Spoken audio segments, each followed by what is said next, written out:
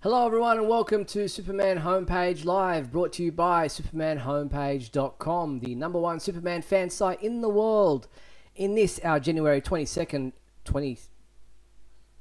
yes, of Yes. January 22nd, 2024 show, we're going to be covering a range of topics, including stuff happening with Superman Legacy, stuff that's like breaking at the moment that I haven't even posted on the website yet. Might get into that.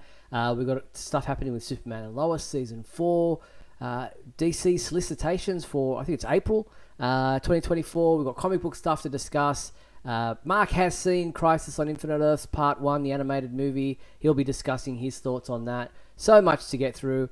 And let me introduce you to my co-host, filling in for Michael Bailey once again, Mark Lax. Hey, Mark.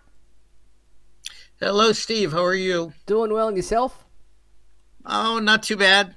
Back in the hotel? Again, I'm in an undisclosed location.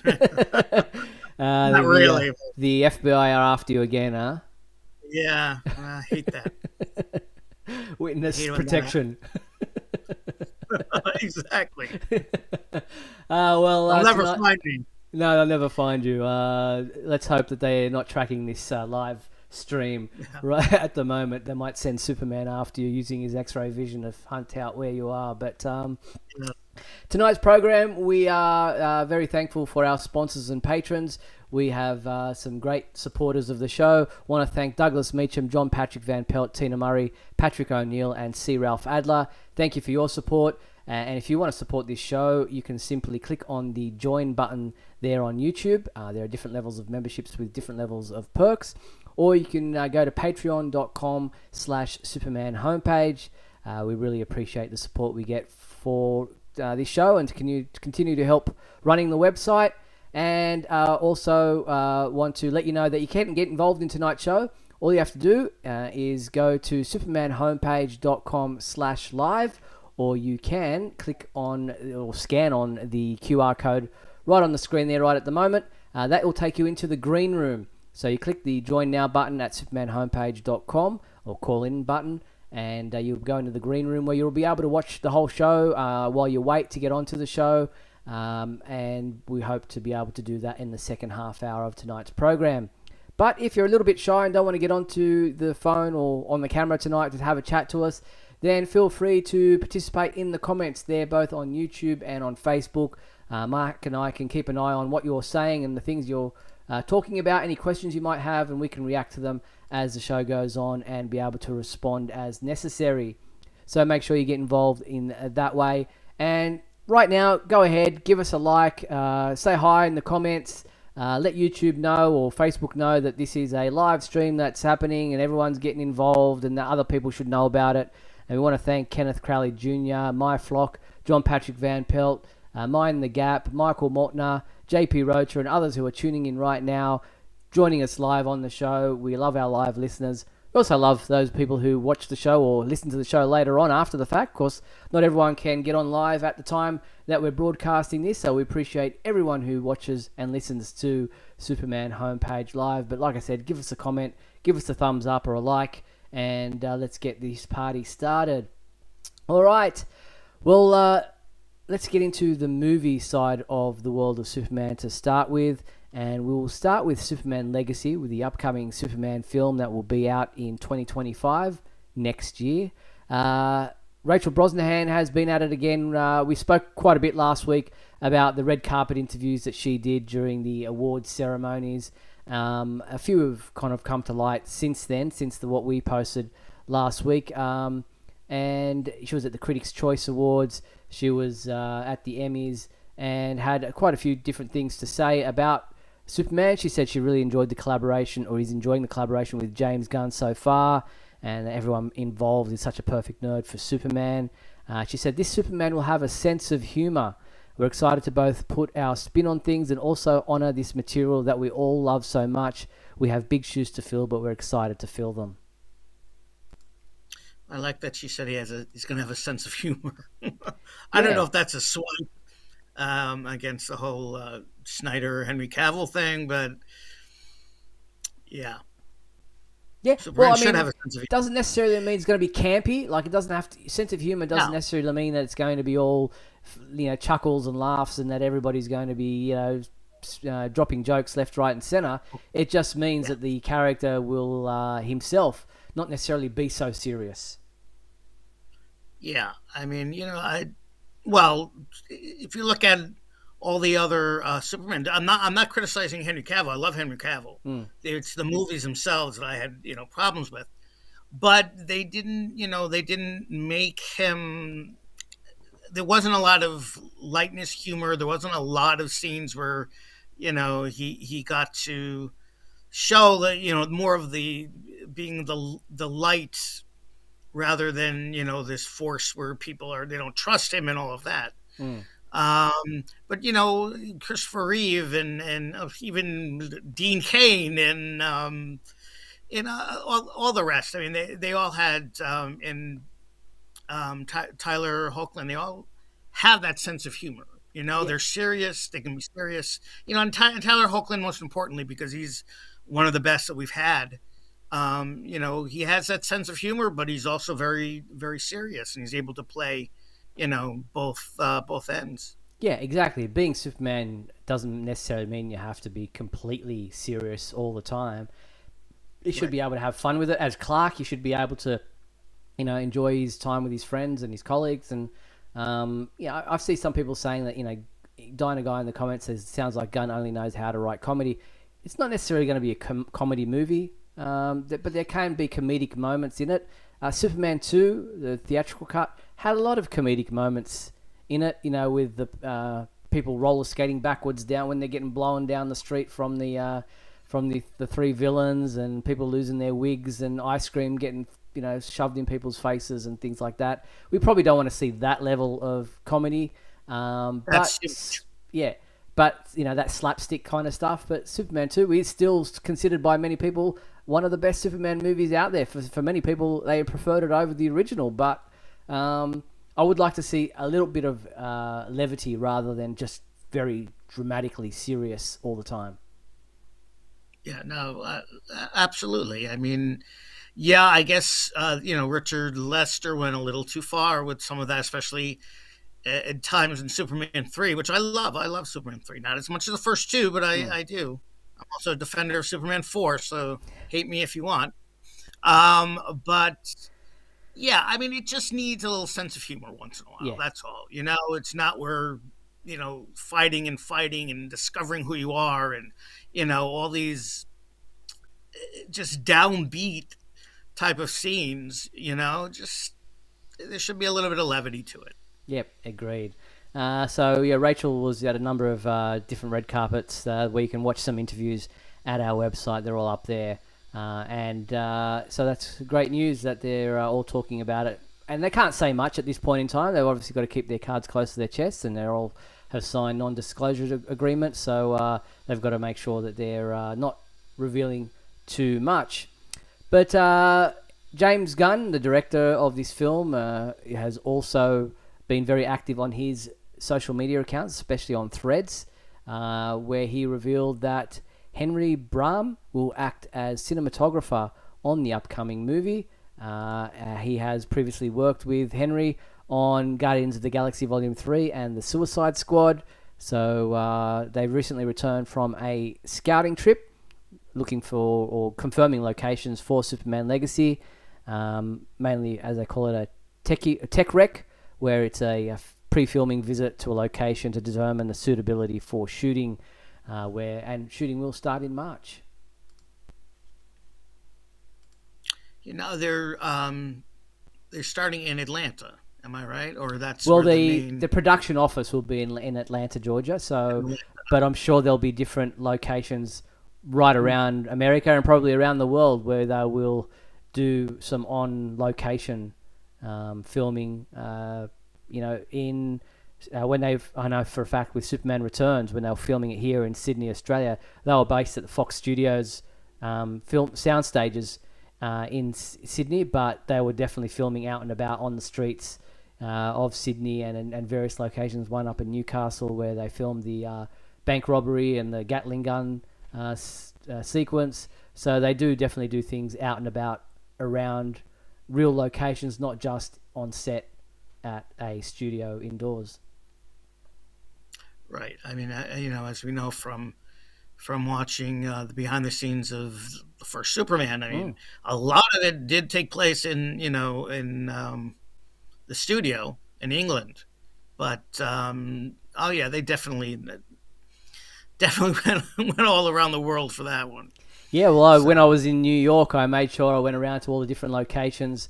For the news building, where the outside of the Daily Planet, where Daily News. Daily News, where Superman grabs the burglar climbing up the outside of the building. That location, where they filmed that, and he, finds Officer Mooney on the street doing the beat. All those locations are actual, physical places in New York City. So they definitely do a lot of filming out and about in places where it just makes more sense to actually close down a street or what have you and film it there rather than try to make it within a sound studio.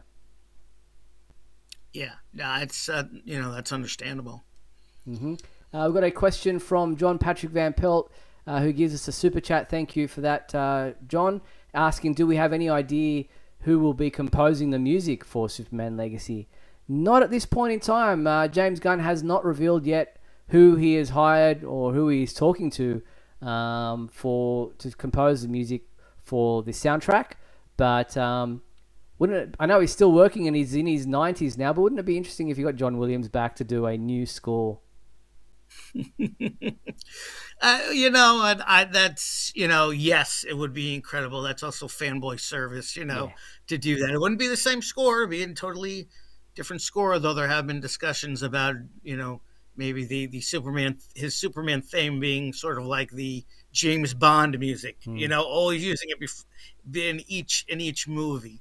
No, hey, it would be great. I think it would be fantastic. But again, it would be fanboy service to do that. Yeah. We'll wait and see what happens. But yeah, no kind of indication yet who will be scoring Superman Legacy, which, as you saw earlier, will be released July 11th, 2025. So we'll wait and see. Dyna Guy saying it's probably the composer who did Guardians of the Galaxy Volume 3. Possibly. Gunn is known for sticking with people that he has worked with before, so that would make sense. But wait and see. We don't know at this point in time. So we'll keep you posted as soon as we know any of those kind of details. But I haven't posted this on the website yet, but James Gunn also on his social media account on Threads has revealed that David Corenswet did do a costume fitting during his auditioning process and wore a previous suit. So whether that was one of Henry Cavill's or one of Christopher Reeve's, we don't really know. But he does say that he had trouble fitting in it because he's so tall. How tall is he? Good question. Let's have a quick look. David Yeah. Corenswet. Let's see how tall he Taller than is. Henry Cavill. It says here is 1.9 meters. What is that in inches? Don't ask me. Let me have a look in Not much on the inches. metric system. Yeah. So that's 75.9 inches. What is that in feet? Uh, 12 let's have inches. 6.6 foot 3. Oh, okay. Yeah. So I think Henry So was 6 foot 1. I know Christopher Reeve I think was 6 foot 4, Was he 6'4"? Wow. or I didn't around realize six he was three. that.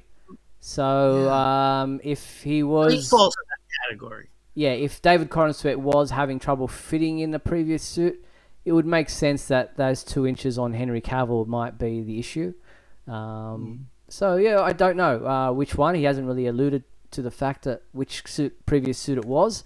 I do know that Henry Cavill tried on the Christopher Reeve suit as part of his auditioning process.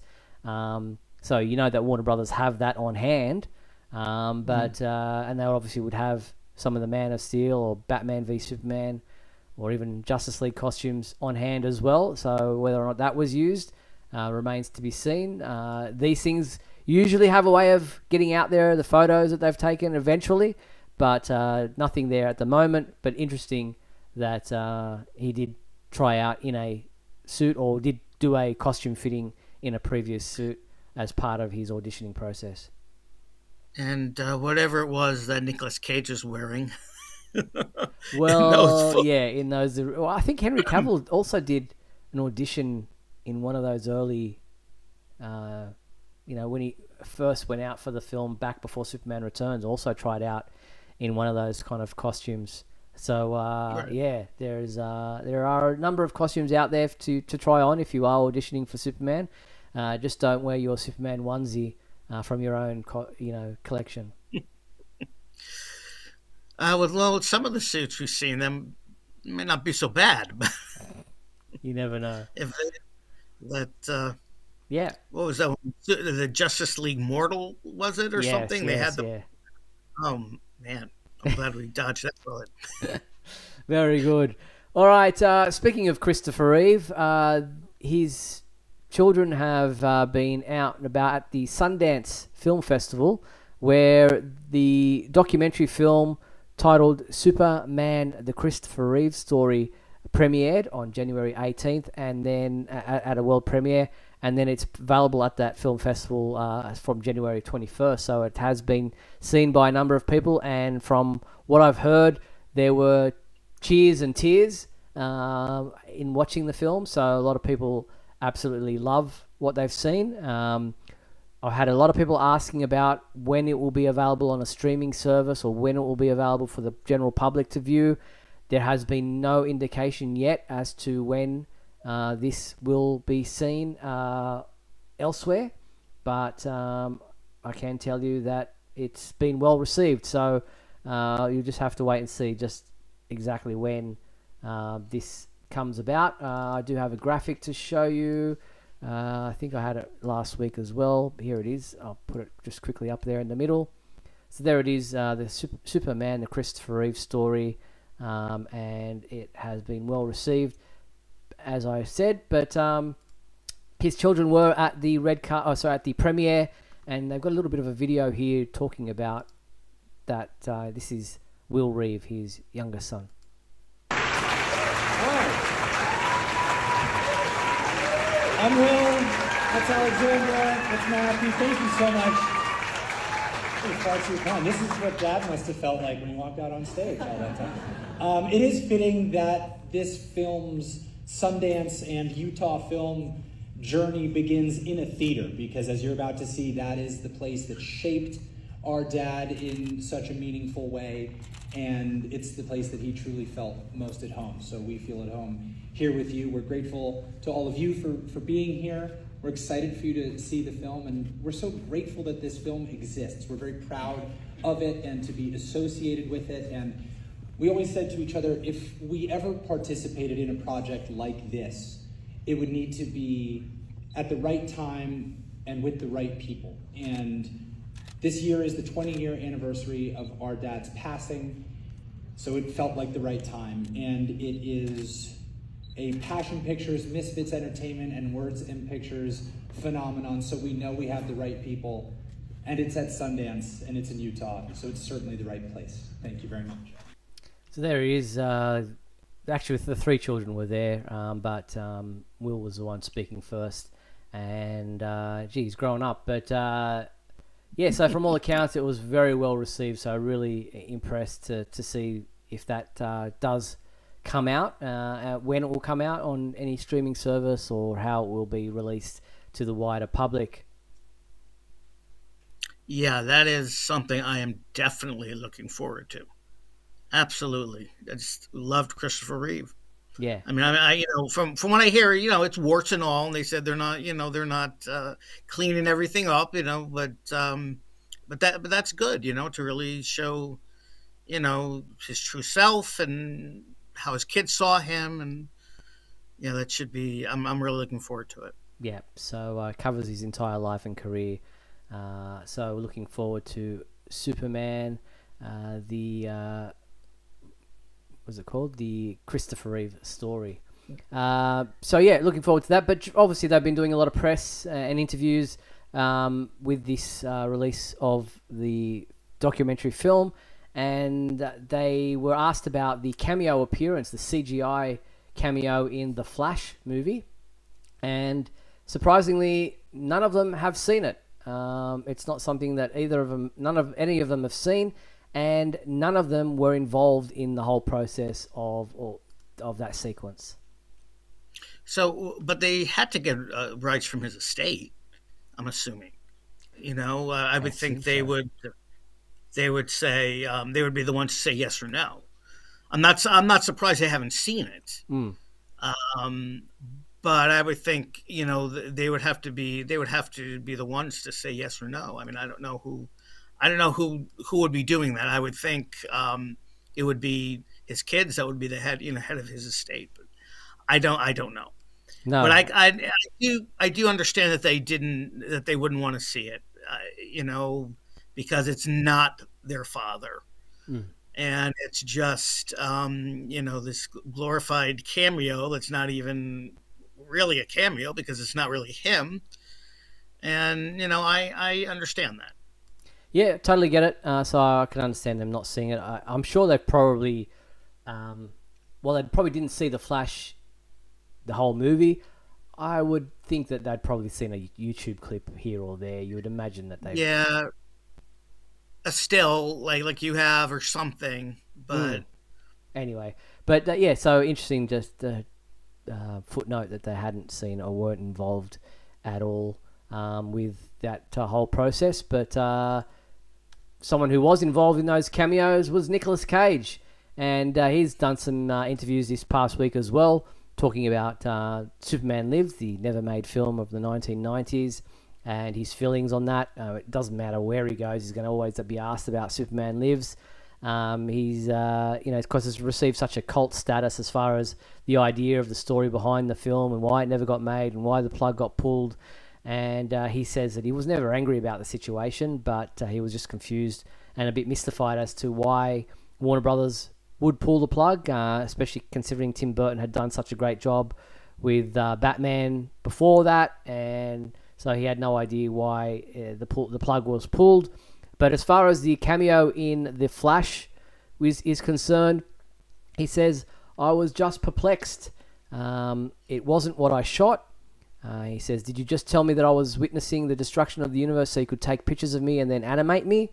Whether it was through CGI or AI, that wasn't the conversation we had, so I was confused. Well, what did he think? That was what did he think they were going to show or what they were going to do?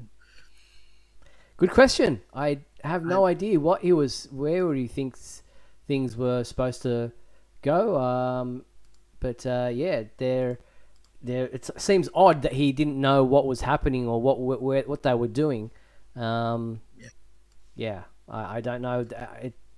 Maybe it just wasn't what he anticipated or what. I don't know. True. I mean, he might have been in front of a green screen, not in the costume. Obviously, that was and just did a few things or something, and had no idea what they were going to do.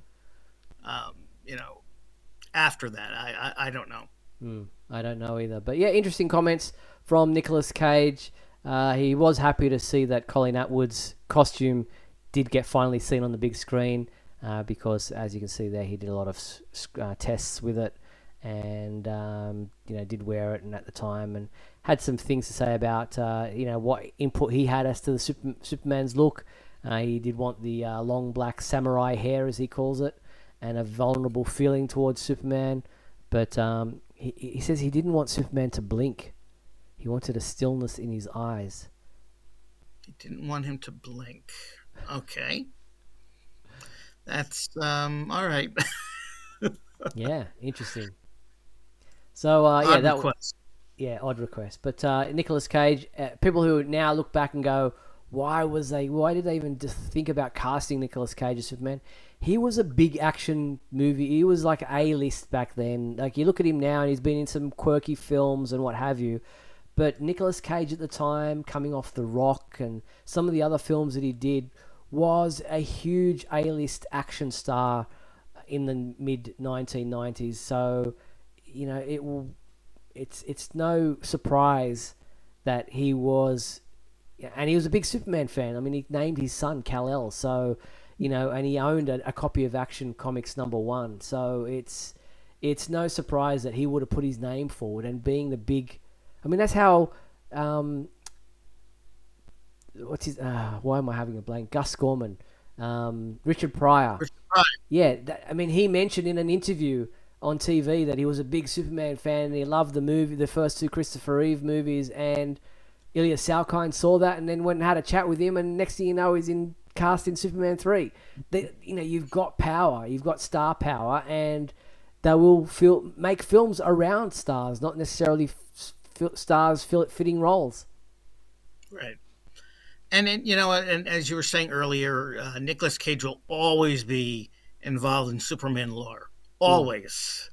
I mean, you couldn't, if you started rattling off all the actors and all the things that have happened in the last 80 some odd years, his name will always be mentioned, I think. Indeed. Yep. So, very interesting comments by Nicolas Cage. And obviously the Flash movie is out on Blu-ray, DVD, digital, what have you, if you haven't seen it. All right, still on the movie side of things, you have finally seen Justice League Crisis on Infinite Earths Part 1, the animated film that is the first of a trilogy that will cap off the Tomorrowverse of films. We do have a quick clip that we can play. We won't play all of it, obviously, for copyright reasons, but here is a little bit of a clip from the film introducing the Justice League. Martian Manhunter, Vixen, Green Arrow, Flash, Batman, and myself could not be more thrilled or humbled at your trust and confidence in us. But I'd be remiss if I didn't mention that this is all truly due to the efforts of Central City's Scarlet Speedster, the Flash.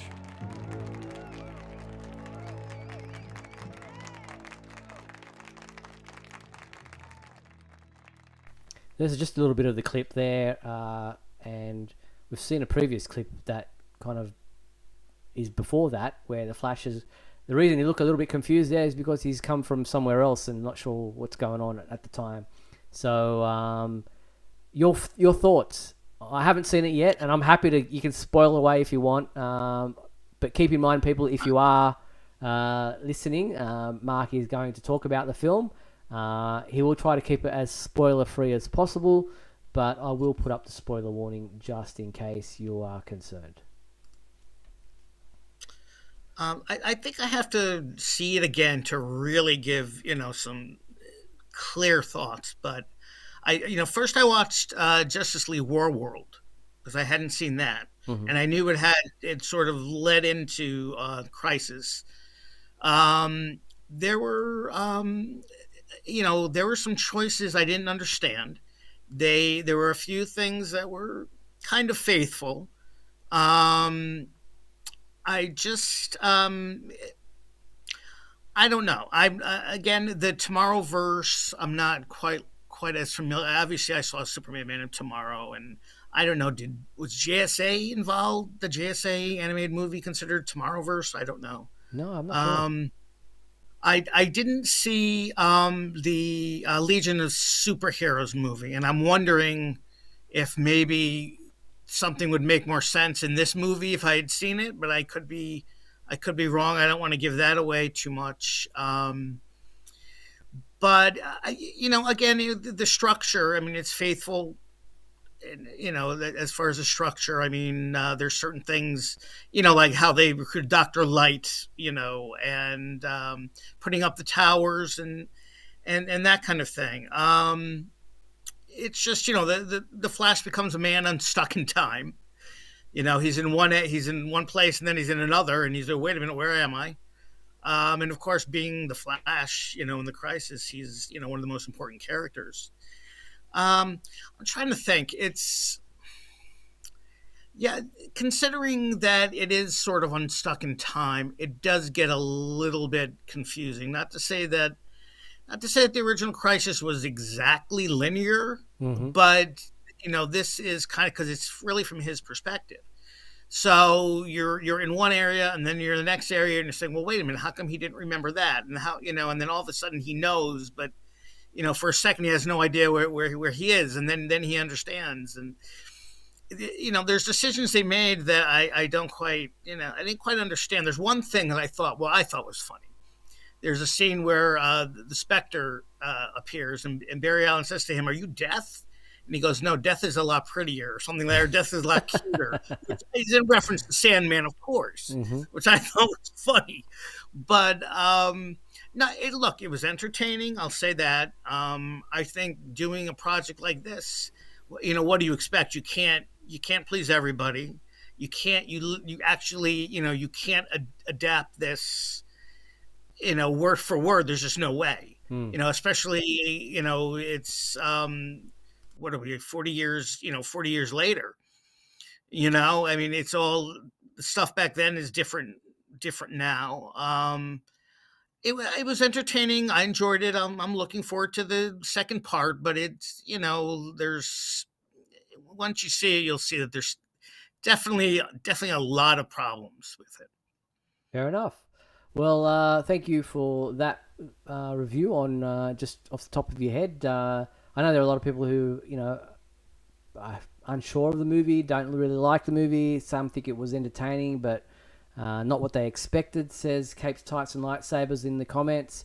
Not for everyone, but maybe part 2 will answer some questions and maybe flesh it out a little bit. We do have a bit of a teaser promo for part 2. It is up on our website and our YouTube channel. Here is a little bit of it right now. We must fight together or the whole planet dies. Kara, your friends are in mortal peril.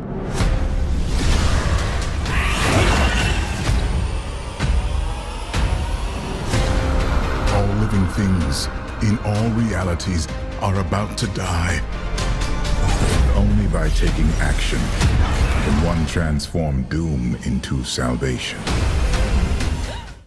So you can watch the full video at our website. But part 1 does come out tomorrow, January 23rd, on 4K Ultra HD and Blu-ray. So if you're waiting for the physical copy, tomorrow is a release date for part 1's Blu-ray and 4K releases. But it is available now digitally if you want to purchase it that way. The links are on our website, so make sure you do check out supermanhomepage.com, because remember, when you use the links on our website to purchase these products, the Superman homepage receives a percentage of the sale at no extra cost to you, so it's a great way to help support our website. All right, so that is the movie side of things. We are just over the halfway mark of tonight's show, so we're going to take a quick break, play some messages, then come back on the flip side to talk about Superman and Lois Season 4. We've got the solicitations from DC Comics for April. We've got this week's Superman comic books, This Week in History, and the fan favourite segment to get through, so don't go anywhere. Stick with us. We'll be back right after these messages. We'll be back in a moment with the exciting climax of today's episode. So stand by.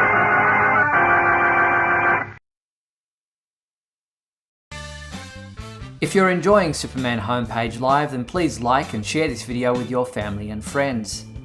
Also, if you'd like to subscribe to our YouTube channel, then you can click on the bell to receive notifications whenever we post a new video. You can also join our YouTube membership program. Just click the join button below.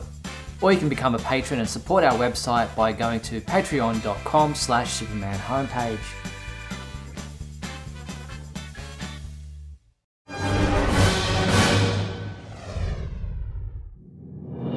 Look, up in the sky. It's a bird. It's a plane. No, it's SupermanHomepage.com, the #1 Superman fan site in the world. SupermanHomepage.com, covering the world of Superman from the 1930s to today. News, reviews, rumors, and reports. SupermanHomepage.com for all your Superman comics, TV shows, movies, cartoons, radio shows, and more. Everything you ever wanted to know about the Man of Steel and more.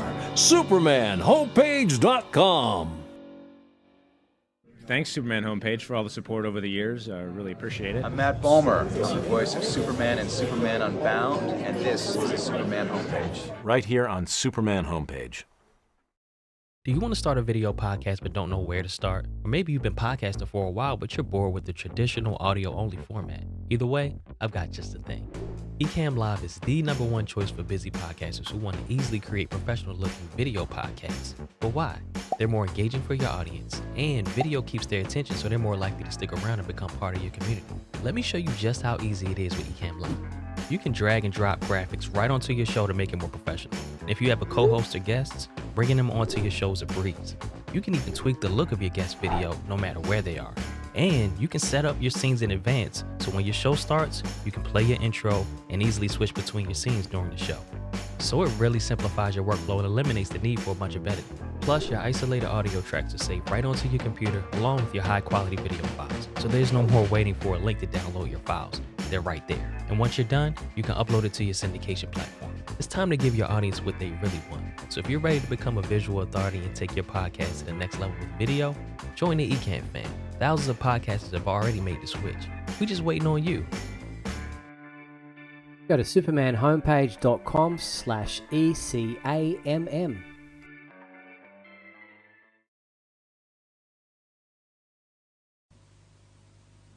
Just try one. If you don't like it, it's easy to give up. Uh-oh, nicotine. I'd better move fast. Up and away! Go on, kid, go on. Superman, is it hard to give up smoking, or is it easy like nicotine says? You no-good windbag, nicotine. No, Superman. Leave me one. Please, I need one. Yes.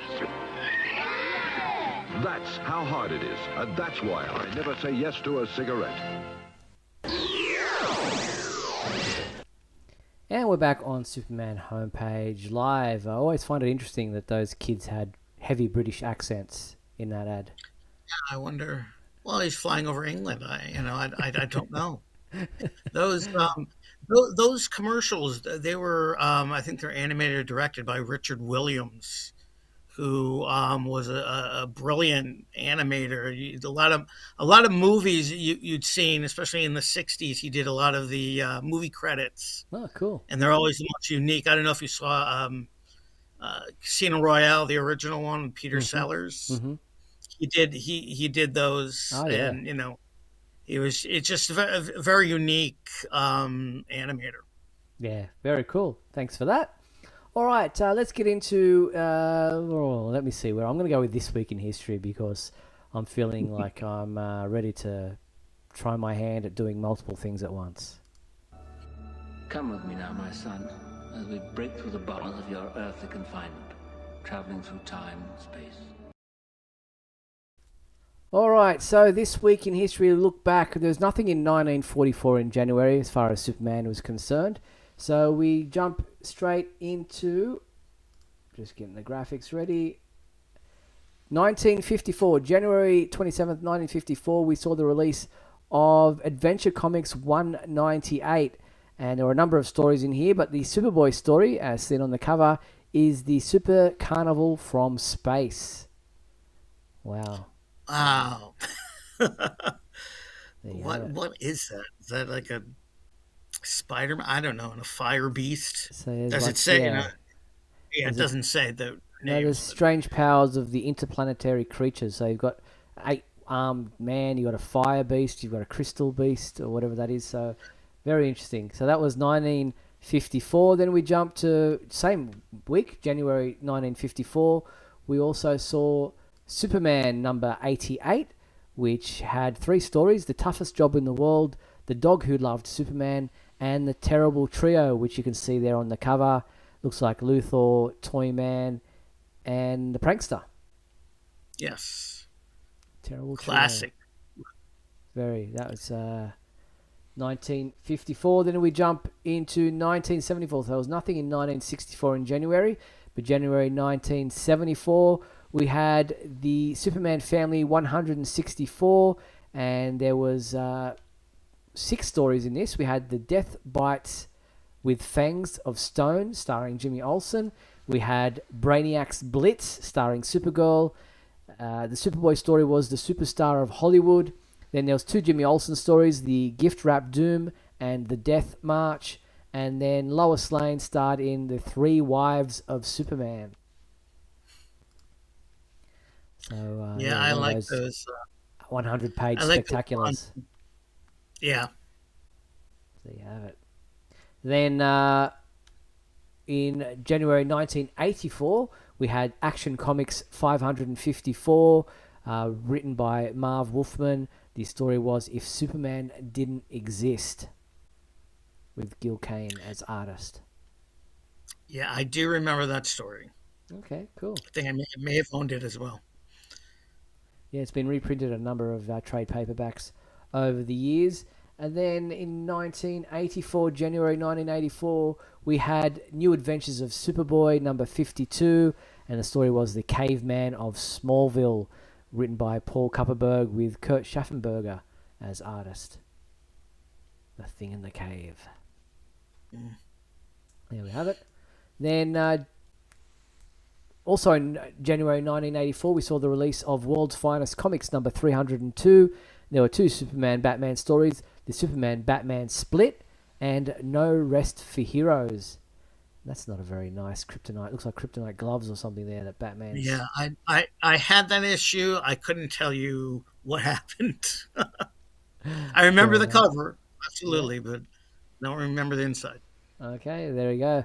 Then jumping to 1994, this very prominent cover, January 25th, 1994, saw the release of Bizarro World with Carl Kiesel as writer, Barry Kitson and Ray McCarthy as the artists on that one. The Real Surreal Deal? Bizarro World. Great Bizarro face cover. Yeah, great. Yes. Also in 1994, this week, we saw Turf War in Steel number 2. I never read the Steel books, or Superboy for that matter at the time, but John Bogdanovi writing this one with Louise Simonson and Chris Batista as the artists. I read Steel for a short time. I enjoyed it for a little while, but then it just went into a direction that I wasn't thrilled Fair with. enough. Also this week in 1994, we saw the very interesting release of Under a Yellow Sun by John Francis Moore with art by Eduardo Burrito and Kerry Gamble. This one, very interesting novel by Clark Kent. Yeah, switch between his novel and what was actually happening with him at the time that he was writing it. Yeah. So if you haven't read that, that is a great. I think it was a. Was it released as a what do they call them? A prestige format, yeah. I don't remember if it was I think it was a mini series. It wasn't. I don't think it was a. I don't remember. Yeah, Michael how they would put know. It out. Yes, he would. So in jumping forward to 2004, we had this week release of Adventures of Superman 624. Last week we had a very similar cover, but this week it's Mr. Majestic in that very same pose that Superman was in last week. Of course, this is Strange New Visitor Part 2, and I do remember this. This was written by Dan Abnett with and Andy Lanning, with art by Carl Kerschel and Renato Guides. I remember that too. I remember being interested in Mr. Majestic for a short time. Yeah. Did a good job of crossing over to get some fans interested. Also that same week we saw DC, The New Frontier, number 1. This is a very interesting, because obviously we know that this went on to be such a great series that was then animated into a film, written by the great Darwin Cook and art by Darwin Cook. Awesome miniseries. Oh, absolutely. I mean, well, first of all, you can't go wrong with anything Darwin Cook, but yeah, literally, taking the Silver Age and bringing it alive again. It was just a fantastic series. Indeed. Then jumping to 2014, so 10 years ago today, or this week, we saw the release of Justice League number 27, part of the Forever Evil series. This was Forever Doomed, written by Jeff Johns with art by Ivan Reis and many other inkers as well. Yeah, I think this is just before I started reading the new 52 because I hadn't read it from the beginning. Mm-hmm. Fair enough. And also this same week, an interesting one, Scribblenauts Unmasked, A Crisis of Imagination, a little cute little thing of putting the Justice League with the whole Scribblenauts thing that I didn't get into. No, me either. I like the Clayface, though. Yes, yeah, that's pretty cool. Also, this same week in 2014, we saw Supergirl number 27, which was the Beast in the Block, with Lobo there participating. That really weird Lobo that they had in the New 52, who, yeah, was a completely different version of the character than we're used to. Yes. So that was this week in history as far as the comic books are concerned. But looking at the real world, this is what we had this week. We had, if I get my other notes up quickly, January 21st is traditionally recognised as the birthday of Pete Ross, Clark Kent's boyhood friend.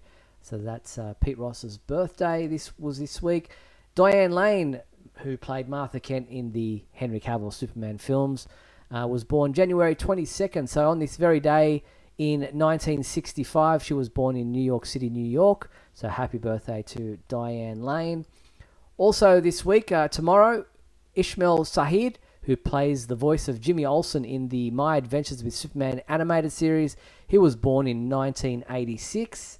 Also this week, January 25th, Patricia Moran, who starred as Lois Lane in the Broadway musical comedy It's a Bird, It's a Plane, It's Superman, was born in Brooklyn, New York in 1934.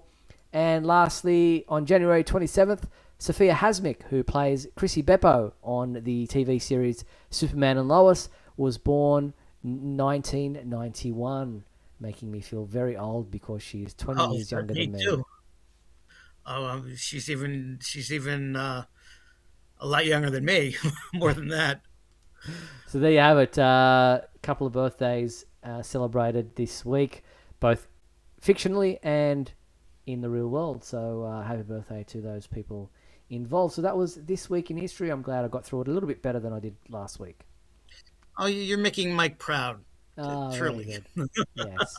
Thank you. All right, well, let's jump into the fan favorite segment of tonight's show.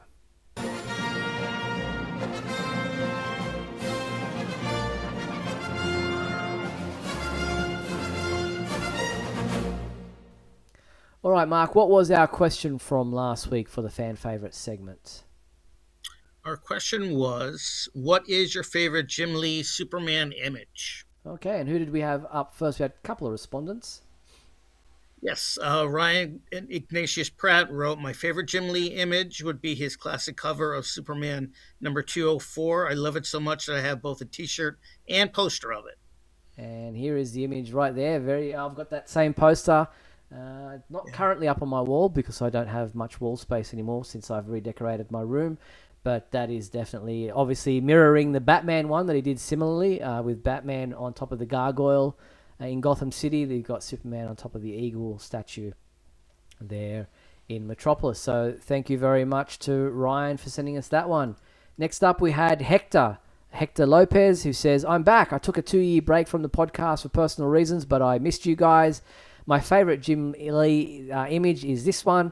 I love how he makes Superman look dark with the eyes and the body.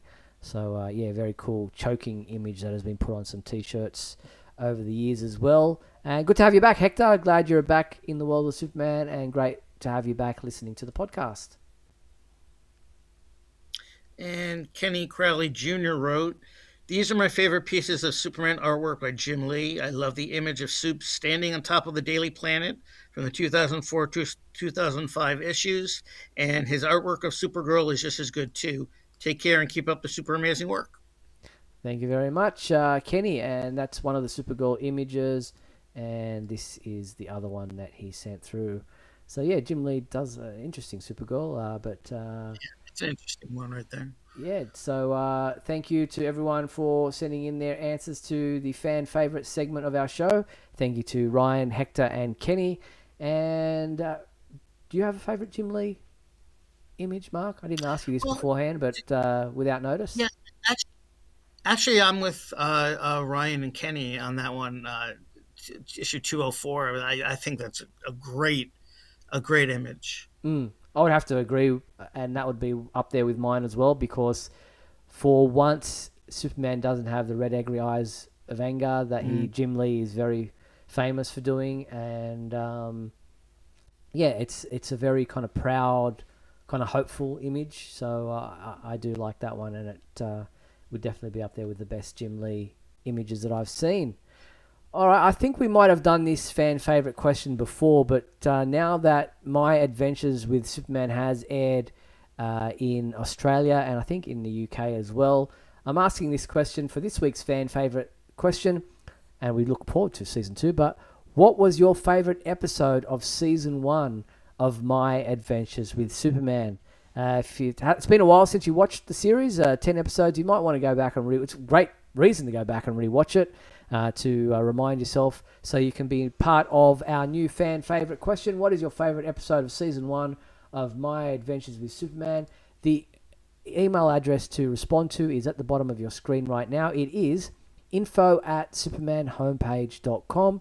Send in your responses to this week's fan favorite question, and we will read those out when we return to this segment next week. So get involved in the fan favorite segment. All right, so we've moved along into the TV side of things. Last week we showed some photos that Bitsy Tulloch had released on her social media accounts in regards to season 4 of My Adventures with Superman and Lois. They are back filming once again, and here are some of the photos that she's released since then. There's one with her and Tyler Hoechlin, who looks very clean shaven, so I'm guessing it might be a flashback scene, because he always looks very clean-shaven in those. Here's one with the Super Sons, if you like, Jordan and Jonathan Kent.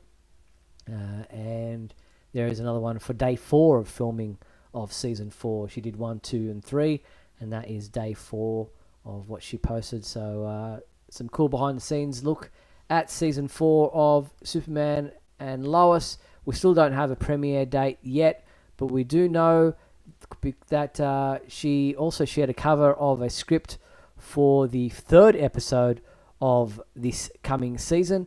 It is titled Always My Hero, and it is written by Brent Fletcher and Todd Helbing. But interestingly, it is directed by David Giantoli, who is her real-life husband and her co-host on the Grimm TV series, which I think is where they met.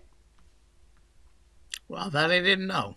I didn't know that. He is going to be directing the 3rd episode of season 4, which we do know will have a total of 10 episodes, but we don't yet know a release date. So a little few interesting tidbits there for season 4 of Superman and Lois. Now, another TV series that went for 4 seasons and we all assumed is done and dusted was the Young Justice animated series. But in an exclusive interview with Screen Rant, actor Nolan North, who voices the role of both Superman and Superboy on the series, gave us an interesting update about the animated series. He says, "We can make another season. I don't know. I'm not privy to that. I know it's a hit. I know fans want it desperately. I don't know. I wish I did. We were so fortunate to get to do the seasons that we did, and 3 and 4. But he doesn't know if season 5 will ever happen, but he's hopeful. And I think a lot of the fans out there would be too. It just doesn't. We don't know if it fits into what the plans are at DC Studios now with the new direction that they're going with all their properties. Yeah, I do wonder what's going to happen with some of these things. Whether they can just continue with this as James Gunn does his thing, or everything's just going to be incorporated into that new DC world that he's working on. The thing is with animated shows is that, there can be a hiatus and then they can come back, because you don't have to worry about the ages of the actors necessarily, because you're just worrying about their voices. So, the continuity doesn't necessarily have to be, based on what the actors look like or where they're at, physically. So it's interesting. There's been no official notice, obviously, about whether or not we will get a 5th season of Young Justice, but it was just interesting to see that Nolan North is hopeful that it could still happen. I think we're all pretty hopeful on that. Yeah, for sure. All right, we move to the comic book side of things as we get to the last 5 minutes of our show.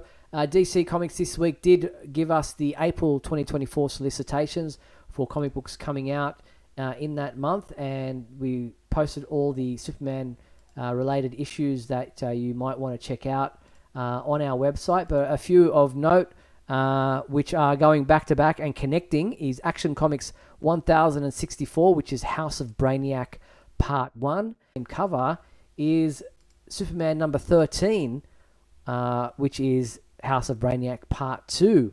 So interesting that Action Comics and Superman titles will be crossing over in April, and both are written by Joshua Williamson with art by Rafa Sandoval. Yeah, I'm really looking forward to that. I'm not the biggest Lobo fan, but I just think I think it's going to be a really fun, fun story. Brainiac's Lobo Army. Lobo Army. Wow. Yeah. Interesting story. So, yes, Michael appreciated on social media, he appreciated my giving this heading on the website, Brainiac Attacks. He liked that reference. But as far as comic books coming out this week are concerned, here is what you have to look forward to if you are a comic book reader. This is the comic books coming out this week, and it's a very light week, I should say, for Superman titles, because we only have Titans Beast World number 5, the ongoing crossover event, which has a number of variant covers, and you'll be able to see the review of this comic book tomorrow when we post those on the website.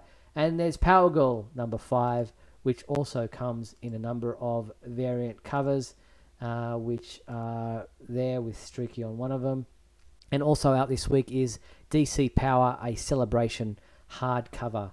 So that those are the books that are coming out tomorrow, January 23rd, Tuesday, January 23rd. So pretty light on if you're a Superman fan. I'm not picking up any of those titles. So, but our review of Titans Beast World number 5 will be up on the website tomorrow, as I said. Now, I've heard Beast World was very good. I also have not read any of those issues, but a lot of people are saying it's very good. So maybe I'll have to give it a look. Yeah, for sure. Also, you've seen this behind me tonight in the screen behind me, but this is a interesting statue that is coming out from Iron Studios. It is the 1/10 scale statue, Superman versus Doomsday. It is available to order through Sideshow Collectibles via our website. Again, use the links on our website because we receive a percentage of the sale at no extra cost to you.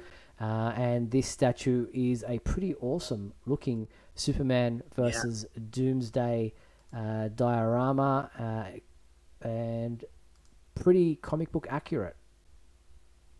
Yeah, it is. It's very much on point. Superman 2. I mean, at this point in the fight, I'm thinking he didn't have his cape, but wait. Yeah, exactly. You can't nitpick. It's just, but no, it looks fantastic. Very cool. All right, we are wrapping up towards the show. Was there something quickly in 20 seconds that you wanted to mention, Mark? Well, no, not really. Maybe next week I can give you my thoughts on Superman Lost if we can. But okay, cool. Yeah, we'll definitely make time for that. I wanted to say about that. But yeah, no worries. All right, we'll touch on that next week. But that pretty much brings us to the end of tonight's episode of Superman Homepage Live. I want to thank everyone for tuning in and being with us this past hour. I want to thank my co-host, Mark Lax. Thanks again, Mark. Thank you, Steve. And don't forget, Mark and I will be back next week on January 29th at 7:30 p.m. Pacific Time for another edition of Superman Homepage Live. We hope you'll join us then. Until then, be sure to check out supermanhomepage.com for all your daily news updates on everything surrounding this Man of Steel. Thank you to our sponsors and patrons, Douglas Meacham, John Patrick Van Pelt, Tina Murray, Patrick O'Neill, and C. Ralph Adler. But for now, I'm Steve Eunice on behalf of myself and Mark Lax. Thank you so much for watching Superman Homepage Live. See you next week. Good night.